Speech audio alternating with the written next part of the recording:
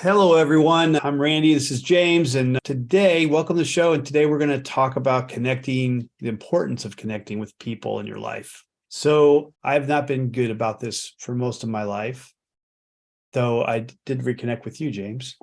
But it was actually harder when we were younger, even into our approaching our 30s. I mean, people didn't have cell phone numbers, they had landlines. People, especially people who grew up with us, they moved so many times between high school and after college that it was just hard to find numbers to get a hold of. Email didn't become a thing till 5, 6, 7 years after we got out of college. It wasn't until everyone started having emails even. And Facebook didn't exist. I had to really try to keep in touch with people in order to make it happen. And then you had life to contend with too. So the best I did was, and we didn't have hometowns, you and I. I mean, we were traveling so much as young people that it wasn't like we could go back to the town we were born in and like, hey, Joe, hey, Greg. You and I didn't have that capability. At least I didn't feel like I had to. So I am, as much as everyone hates Facebook and all this social media stuff, I am very grateful that they have put me in touch with all these people that I never would have been able to find otherwise. I think we actually connected on Facebook before we talked on the phone. And that's where I found most people. I think we both joined like the ASH Facebook group or something. I don't know. Without this social media of today, there's no way I would have kept in contact with as many people as I do. I went to 2 different high schools when I was growing up, and I probably talked to 5 or 8 people from each on a regular basis. And I've been able to visit with them and meet their families, which I never would have done before. And then as far as, family connections, I have one brother and we talk on a regular basis, and I talk with my parents on a weekly basis, but I don't really talk to my extended family that much. So my my connections are my high school friends. I only went to college for a year, so I don't have many college friends, though I do talk to a few of them, my immediate family, and then my military friends, which I still keep in contact with, which I have relationships for 30 years with and things like that. And as I mentioned before, I've been subscribing to these longevity podcasts and reading some books on growing old and things like that. And a lot of the studies have shown, maintaining these networks of friends and family who care about you, who are interested in talking with you and discussing issues, whether it's just remembering old times or comparing notes on current health problems or whatever that we're all going through, is really important. So I heard from that, if you want to have an easy time making connections, then don't do anything that we did growing up. First of all, don't grow up in the 70s and 80s. Don't move countries every few years. And don't assume that you're going to be able to rely upon a physical address, a phone number, or even an email address. And I agree with all that, actually. I had the same experience. I started moving around with my family when I was 8. And then every couple of years, it was a new country. I have to say, the American School of The Hague and the Facebook page that one of our classmates set up was an amazing way to get back in touch with people who themselves had a similar experience. Almost everybody who went to the American School of The Hague was themselves transitory at some point, so we all had something in common.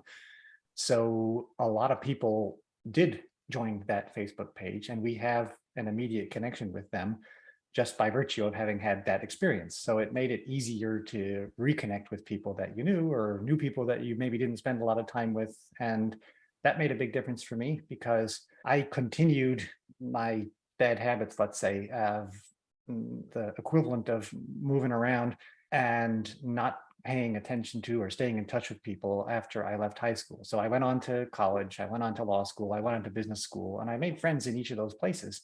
And then for the next 20 years, when I started working really intensely, I completely ignored them like a total jerk. I didn't write to people very often. I hardly met up with them. I was just focused 100% on my work. And it was only when I was nearing the end of my time in my active work phase when I said, oh, that's funny. I actually haven't done a really good job at all keeping up with people. I joined that Facebook page for our 40th high school reunion. That was 10 or whatever it was years ago. Or it was the 50th anniversary of Ash. That's what it was. Yeah. Um, that was, 10, 12 years ago. And then I never went on Facebook again, right? So it was like, all right, didn't do me any good to have done that. But anyway, relatively late, came to trying to reconnect with people from all of those places, from high school, from college, from university. And then I guess I would echo your point that social media is a great way to make the initial connection. I wouldn't say it's a great way to really have a meaningful relationship with people that you don't do more with. And we can talk about that. Can you have a relationship with people just on social media? The other thing that I did, which won't apply to everyone, but which makes me feel connected with people, is I started a blog and I invited my work colleagues and my friends to subscribe. And I started writing a weekly newsletter. And so I feel like I'm having a conversation with an extended group of friends, at least on a weekly basis. And I know that's sort of one way. And I just said it's not the same as other things that you might do to stay in touch with people. But maybe let's talk about that. How much of a friendly relationship or a connection can you have with people that you know only electronically? I mean, I think it depends on what your relationship was in school. If you were close, like I don't know how about business. I had friends in the military that I saw during the day in military and doing our jobs. We saw each other once or twice a day, but I never met their family. I never spent the weekends with them or anything like that. And so once in a while, those guys will reconnect with me, but I feel like it's what can you do for me kind of connection, as opposed to like, hey, buddy, what you doing? We should catch up. And then there's other ones that I did spend when I was in the special operations. We were on small teams, 10 to 12 guys, right? I did that for over 20 years. At one point I was on the same team for 10 years, but the people in the team changed every 2 or 3 years. And I just was very fortunate to be on that same team and kind of know how everything was working and what's the house. It was very strange. It never happens hardly except to me. And so those people, I never really met those guys' families either. We would spend a year together in Afghanistan or 6 months in Colombia together. But they never asked about my family and I never asked about their family. And we did our job and we spent time together and, we played soccer in the weekends and we watched movies together and then we trained troops. And so some of those guys I only have a handful, maybe 2 handfuls of really close friends that had the military that we were really close and we did stuff together. And unfortunately, half of that same number have passed away for various reasons, because that's what happens in the military a lot. So now I have like one handful left of those people that I actually keep contact with and interested in their life and know about their family and have visited since we were separated. Because the military, every 3-4 years, most people are moving around. So you're not going to be there together more than 3 or 4 years. So the social media thing is, I don't think here's a funny conversation. A friend of mine, an ex-girlfriend of mine that we parted on good terms. We moved to different parts of the country because I'm in the military and we moved on with our life. We stayed in contact. Once in a while, we'd have lunch if I was in town or whatever. But over the last, I don't know, 10 or 15 years, I was like, hey, happy Thanksgiving, happy Christmas. That was it. But I considered her a friend. And also once in a while, I'd call her and we'd have a conversation and do catch up. But like last month, she's like, you know what? Our conversations have been very, scarce in content lately. So I don't think we need to communicate anymore. And I said, fair enough. I mean, you're right. We're not providing anything to each other's lives, I guess. So there's no reason to do that. And then I have another girlfriend of mine who we also parted on good terms. And she is a professor in the University of Alaska in Anchorage and in journalism, I guess. And I hadn't talked to her really in 20 some years. But when I applied for my MFA program, she's like the only academic I know. So I wrote her and said, hey, I need a recommendation. And we caught up, and she wrote the recommendation, and I got in for whatever reason, whether it was from her or from other things I put in there. So I don't I don't know what the answer to the social media connection, if they're valuable or not. I really value that friendship, even though we didn't stay in communication. I mean, she was married, I was married. Maybe it wasn't appropriate for us to communicate like that. And the other girl, she was not married for a lot of the time where we did communicate, and neither was I. And so it went back and forth. So maybe it depends on where people are in their life, their station in life, what your relationship really was, whether it was a casual work relationship where you worked together and then you never actually got to know them. You didn't know where they were from. You didn't know their families. You didn't know what they like to do. You never hung out in free time. So therefore, like, I have more high school friends than military friends that I keep in contact with. And I spent 32 years in the military.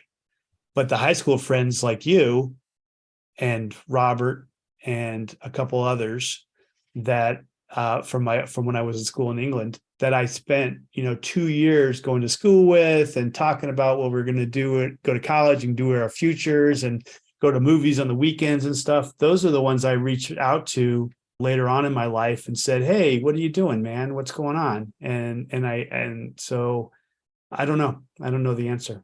So I remember when I was onboarding my successor and going through the handover of here's what it's like to lead a legal team and here's all the stuff that's coming for you. I was really interested in making sure that my team itself was okay with the transition and that they stayed in place, because that's important, because there's a lot of know-how in the legal team and there's a lot of risk management that they do really well because they know the company and its risks. And one of my regional general counsel made a comment about the difference between me and my successor, which I had to laugh at. He said, the difference between you and your successor is she actually cares about her employees. And I had, what?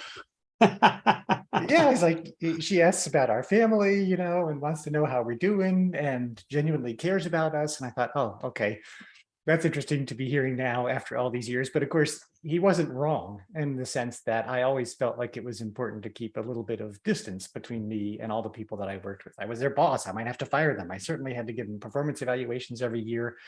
I wanted to be friendly with them, but not friends, if you know what I mean.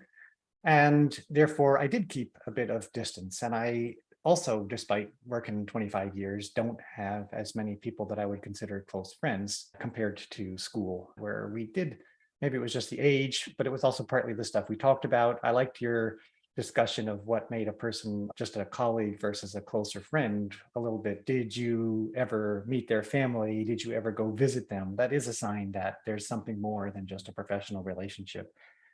I think a social media connection isn't good or bad as such. You can have a really good relationship with somebody that is aided by virtue of social media. And you can also have a bunch of followers who don't know anything about you, or friends, whatever, depending on the platform.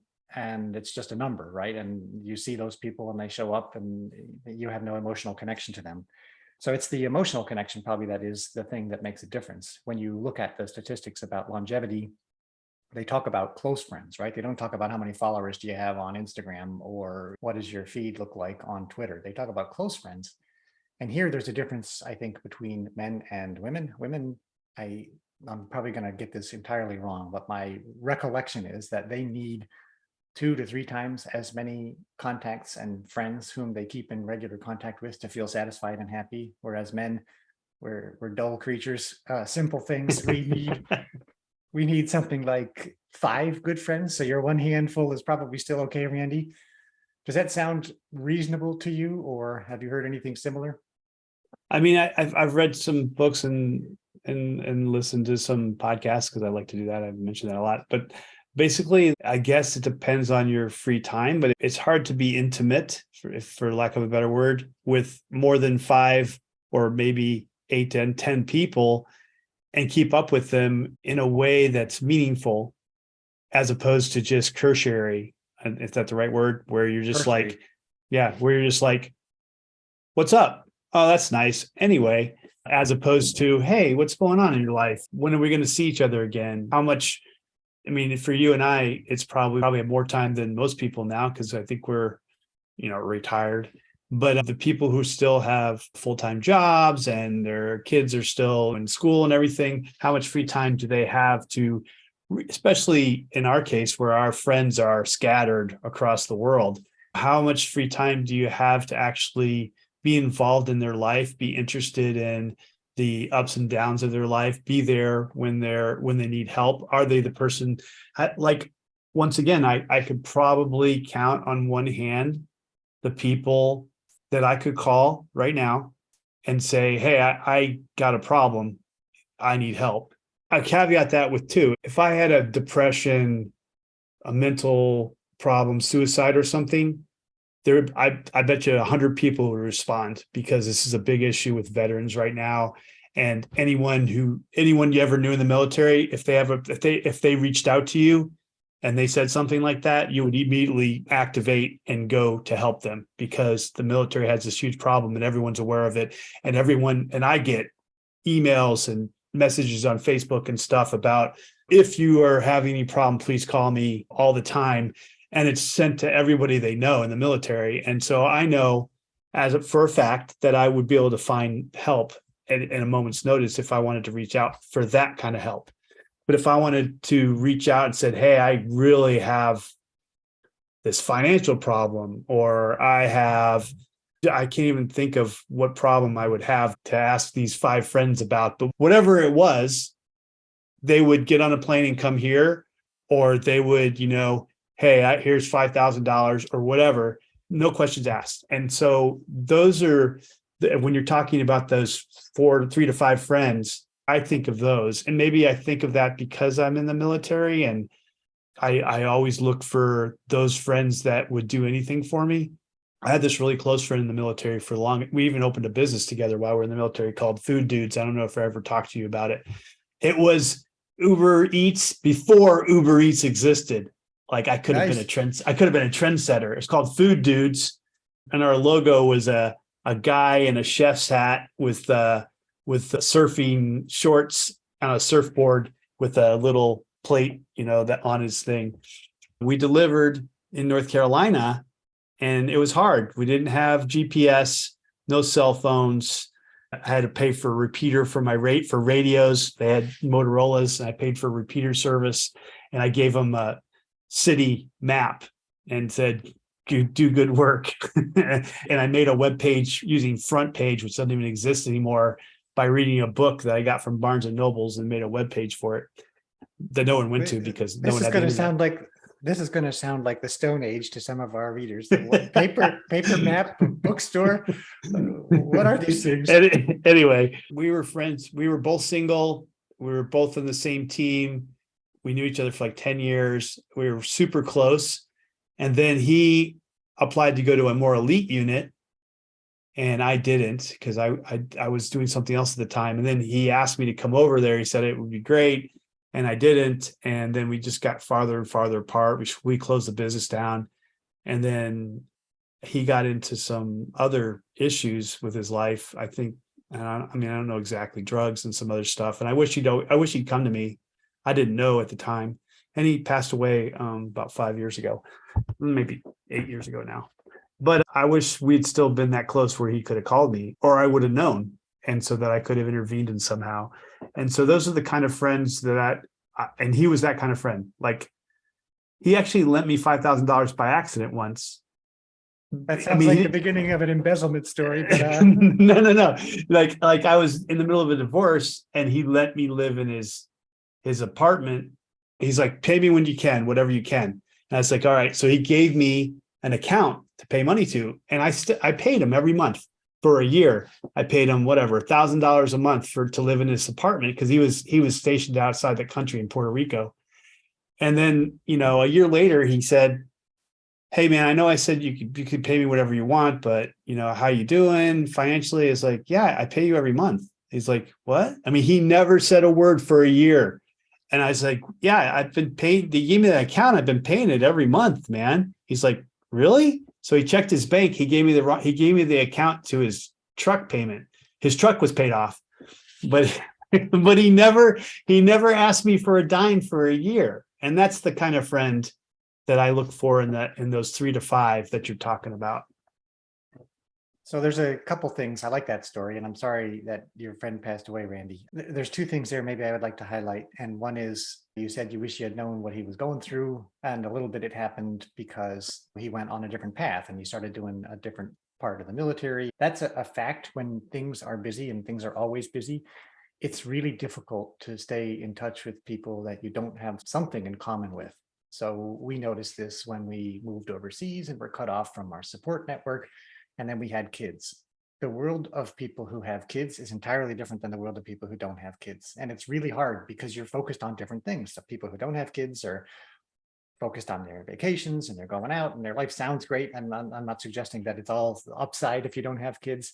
If you do have kids, though, you're worried about their doctor's appointment, you're worried about getting them in school, you're worried about helping them with their homework. And what you're worried about is different, and where you're spending your time is different. And you can enhance your likelihood of maintaining connections with people if you at least try to focus on, well, here's where I have some overlaps. This parent is also going to the same soccer matches, so I see them there every Thursday, so I can talk to them. And then you have a natural connection built in. The flip side of that is if people go their separate ways, if they get into a different hobby than you get into, or if they switch a professional direction, yeah, it's not as easy to stay in touch with them. Then the other thing that I realized late is people don't know what's in your head. They don't know how you feel about them. They don't know what you're thinking about if you don't tell them. And that sounds so obvious, but it isn't always obvious, or at least it wasn't to me. I always thought that I have a certain feeling in my head about someone. Oh, I really like that person. But if I never say it, right, or I don't follow it up with actions, let's say, you got to express a little bit sometimes, in other words, what's in your head for people to understand what's in your head. Don't assume that they know how you're feeling if you never tell them. Yeah, no, I agree with that. And I could do a lot to be more open. And going back to the social media question, I don't think it's enough to go to say hi on Facebook or WhatsApp, or I really don't feel like texting is very personal either, any of that kind of stuff. And I've made an effort for most of my life for the people that I actually care about to make phone calls and say, "Hey, how you doing?" And I don't know if they feel the same way about it, but I feel like nowadays, especially if you're making a phone call, if you're having a conversation with them on the phone for half an hour, 45 minutes, once or twice or 3 times a year, catching up and you're interested enough to make a phone call, I think that's a lot more personal, and that shows a little bit more connectivity than the text, or like, "Hey, hope you're having a good Christmas," or something like that. Right. I mean, it's better than nothing, but every additional bit of personal attention that you give will deepen the relationship. And I agree, a phone call is different than a message on social media. I wanted to just mention something you said a little bit earlier, which was, what is the reason that the person is reaching out to you? You can tell if someone is looking for networking, and networking is okay. That's one of the real benefits of social media, but you shouldn't confuse a network contact for someone who's a friend. They may become one, but they're not just by virtue of you interacting. And the same applies when you're reaching out to people, right? You can legitimately call upon your network if that's how they work, and people should take advantage of their networks, but that's not the kind of friends and contacts we're talking about. I found that I don't like talking on the phone so much. It just doesn't come as naturally to me. I feel, and I know it doesn't work this way, but I feel a more deeper connection when I have someone in mind and I'm writing them a long email or something, but that's also not so good. So what I found now that I have more free time since I stopped my active work schedule is I reached back out to some people I hadn't talked to in a long time and said, "Hey, sorry for being such a jerk and not being in touch all these years, but I have my reasons, as lame as they might be. Can I come visit?" And so I took advantage of having more free time to actually go out and see some people where it was possible. I Yeah, traveled, I was the one who made the effort now. right. uh, some friends of mine that I knew from work who I spent time running with, including the guy who was my pacemaker when I qualified for Boston. He was doing an Ironman. So I went and visited him and his friend out at the Ironman World Championships. And I didn't have to go to that. It was 2 days and a lot of expense just to stand around and watch them trudge around for 16 hours. But I wanted to show that I valued the relationship, and I did have fun actually, and I think they appreciated it. It doesn't matter how you do it, but for the people that you think you want to have a connection with or do have a connection with, I think it's important to put in the effort. And by the way, I think this also applies to family. You and I are maybe unusual in being also separate and a good distance away from where our kids or our parents might be. Of course, your family is still going to be your family, whether you pay attention to them or not, but you might have a better or a different relationship if you also put in the effort to spend time with them in whatever fashion. How does it work with you and your, you said immediate family and extended family? How do you interact with them? I actually make, I mean, I always make an effort to visit my sons and my parents, right? Okay. And so whenever I'm in, they're all four of them are in the States. They're not all in the same spot, though. Most of them are close. Every time I go to the States, I don't always visit my brother, but I do visit my parents and my kids every time I go to the States. I try to figure out where I could be where they are and at least spend a couple days with each of them. And then, funny enough, however I'm going to visit all those four people, I figure out who's in between them and figure out if I'm going to drive or fly. And then our friend Tom lives about 45 minutes north of one of my sons. So I called him up and I saw him and his wife and his two kids that were back from college last summer. And I was down in Miami and I saw Rob, these are all friends from our high school. I always try to figure out, just like you said, I think I love visiting. I don't know if they love me visiting, but I love to visit them and catch up and see what they're doing and talk about what we're all up to and stay in contact and stuff like that. And once again, it's mostly my high school and college friends. Even though I went to college for a year, I still had 3 or 4 friends that I keep in contact with. But once again, I don't really go out of my way to visit a lot of my military friends anymore. I don't have super close military friends. I'm reminded of something that came up in our previous episode, which is what we described as showing up to your fitness habit. You got to show up for your friend habit. And we don't necessarily mean only in person, although in person really does say something. Showing up can be more than a casual interaction on social media. It can be the phone call, like you said, really talk to somebody for half an hour, 45 minutes, helping out and not just being the friend who always is the taker. There's lots of different ways that you can demonstrate that you're interested in being a good friend. Yeah, I try not to be the mooch. Like, hey, I need this, hey, did you hear about my new book or something like that? And I try not to be that person. I really want to know what's up with them. I have been blessed, is might be the wrong word, but basically I have had a lot of people in my military career contact me and want to talk to me on the phone to thank me for mentoring them, which is very nice. And we stay in contact and I continue to mentor them. A lot of those guys are still in the military and they're approaching positions that I once held. And so they ask me for advice or most of them are asking me about advice on how to transition out of the military since I did it. And I also was trained on how to make it smoother for people. And so they want to know the real deal and not what the military is telling them and stuff like that. So I have spent so many, I've tried to make a nonprofit of it at one time because I spent so many hours every year talking to friends and people I knew in the military and that served under me and stuff like that who call me and ask for advice. So there's two things in that. One is if you have a generous spirit, if you're willing to help people, no one wants someone to necessarily come and ask things of you. But if you are generous and giving things, then that definitely opens up a channel for a good relationship. I found the same thing as well. And there I have benefited from using some social media tools, creating a group on Facebook or on LinkedIn to make it easy for I was maybe relying on the experience of the ASH group, right? I created a group for my business school. I created a group for the alumni of the Mettler legal team. I created a group for a couple different organizations that I've been involved in and just said, hey, we were all in the same role or we all had the same or a similar experience. Why don't we stay connected on here? And it's not like I expect to interact with those people a lot, but it's just an easy way to maintain a little bit that thread of connection. I felt like I benefited myself from those experiences. And to the extent that I can help people if they have questions or if they need help, if I can give them a connection or a reference or something, some of those opportunities to help are more active than others. But it's a nice feeling to be able to go back to people that you had interactions with before and know that you're still somehow connected with them in some fashion. So I do like that aspect of social media. It does make that kind of maintenance of a connection much easier.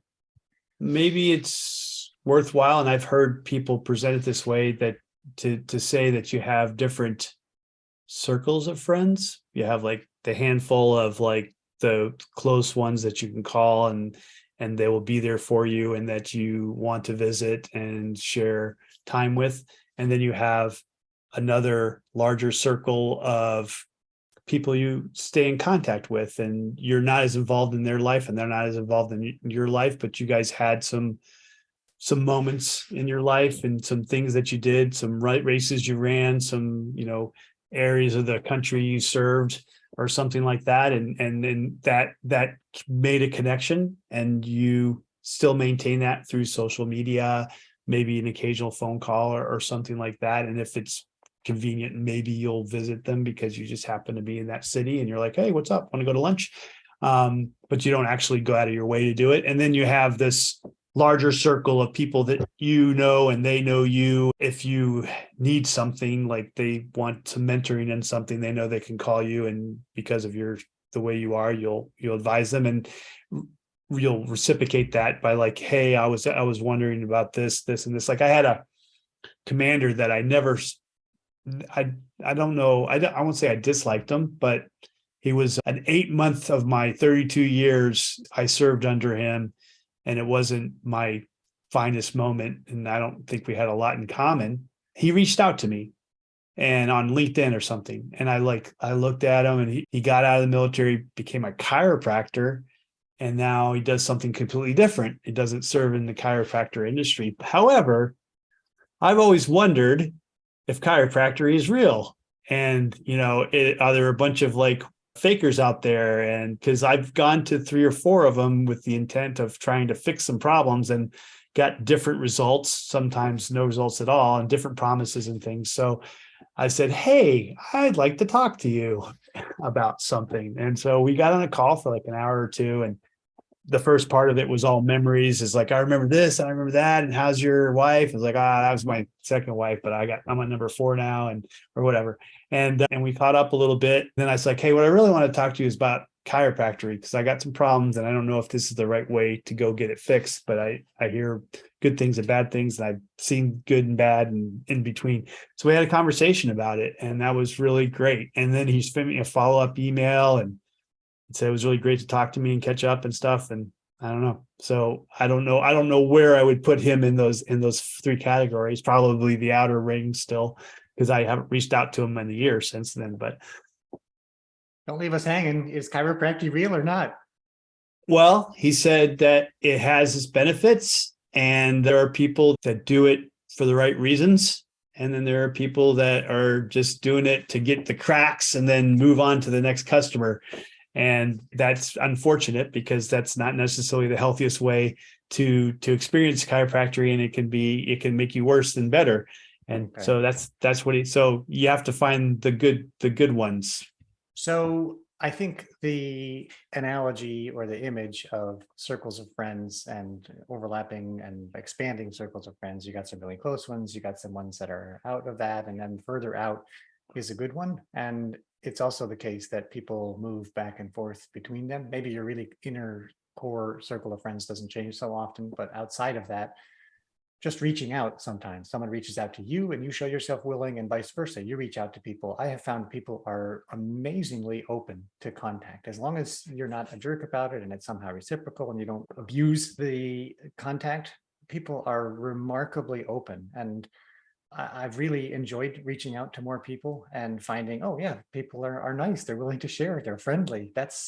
It doesn't have to be so intimidating. In other words, if you want to maybe expand that circle of friends or contacts that you interact with, and maybe bring people a little bit closer, as long as you show yourself willing, they show themselves willing. And that's a really nice aspect of this whole human interaction that I think sometimes people underestimate. I don't mind reaching out to people. I sometimes think I get I reach out to people and they're not really excited to reach back. So I kind of got to feel that out. Either they don't have time, or it wasn't as meaningful for them as it was for me, or they have other interests. I think there's a lot of divisionism right now, depending on what they may imagine your leaning for politics or leaning for whatever the biggest new headline is. And they may imagine because I was in the military that I lean a certain direction, so therefore they don't want anything to do with me. They don't want to give me the benefit of the doubt, or they can't get past it and just agree to disagree on some things and then connect again. I don't know. For the most part, most of the people that I keep close and maybe in my second circle, we have very similar beliefs, so it's not that bad. But I have reached out to people that don't want anything to do with me. And I've reached out to people that are opposite in everything. And we still have a kind of a good relationship. Second circle, kind of in between second and first circle, where, I mean, we disagree on just about everything, except that we both think each of us is good people. And so we'll keep in contact.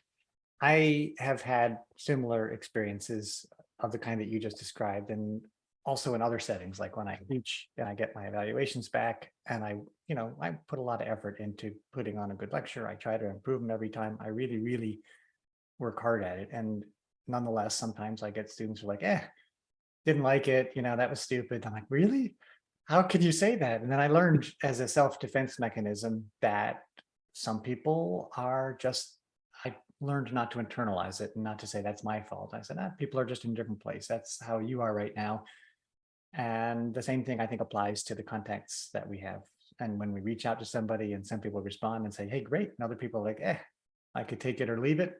I learned not to take it personally. It's not you, it's them. That's what I tell myself anyway, because there's enough people who do respond well that it's not necessary to take it personally. And it could be their personality. It could be they're just going through difficult times. They've got other stuff going on. There's lots of different reasons why you might not necessarily make that connection, but focus on the ones where you are making progress and don't worry about the ones where you don't. I think that's the healthiest way to approach it.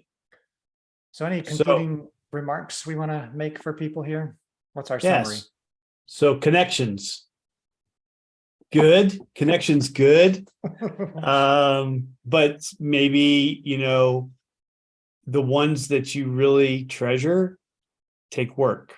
Yeah. Show up, put in some time, whatever that means for you, and you get a little bit out of it, what you put into it. It's worth doing it. Well, thanks a lot, guys, and we'll see you next time. Bye, everyone. We'd love to hear what you think, so please comment on the show with your thoughts. We read all of your comments. Thanks for joining us, and thanks for subscribing. See you next time.